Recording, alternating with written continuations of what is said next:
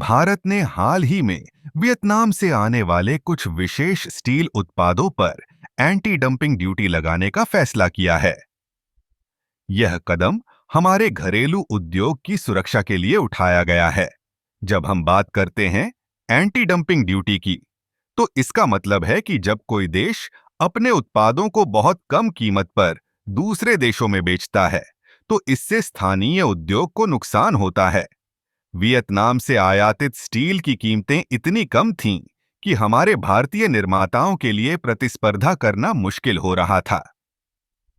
यह स्थिति हमारे स्टील उद्योग के लिए खतरे की घंटी थी। इसलिए सरकार ने यह निर्णय लिया है कि हमें अपने उद्योग की रक्षा करनी होगी। इस ड्यूटी का उद्देश्य यह सुनिश्चित करना है कि भारतीय स्टील निर्माता अपने उत्पादों को उचित मूल्य पर बेच सकें। इससे न केवल हमारे उद्योग को मजबूती मिलेगी, बल्कि रोजगार के अवसर भी बढ़ेंगे। जब हमारे स्थानीय उद्योग मजबूत होंगे, तो यह देश की आर्थिक स्थिति को भी बेहतर बनाएगा।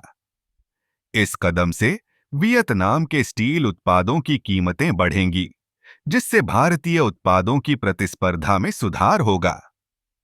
यह एक तरह से संतुलन बनाने की कोशिश है, ताकि हमारे उद्योग को भी बढ़ने का मौका मिले। हालांकि कुछ लोग इस निर्णय पर सवाल उठा सकते हैं। वे कह सकते हैं कि इससे उपभोक्ताओं को महंगे उत्पादों का सामना करना पड़ेगा। लेकिन हमें यह समझना होगा कि दीर्घकालिक दृष्टिकोण से यह कदम आवश्यक है। अगर हम अपने उद्योग को नहीं बचाएंगे, तो भविष्य में हमें और भी बड़ी समस्याओं का सामना करना पड़ सकता है।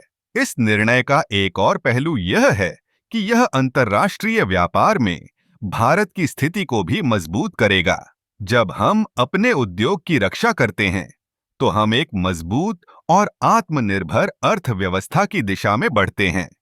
इसलिए यह कदम केवल एक आर्थिक नीति नहीं है, बल्कि यह हमारे देश के विकास और आत्मनिर्भरता की दिशा में एक महत्वपूर्ण कदम है।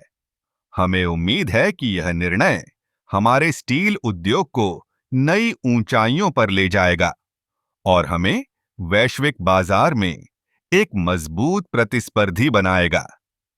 आखिरकार, यह हमारे देश की आर्थिक सुरक्षा और विकास के लिए एक महत्वपूर्ण कदम है।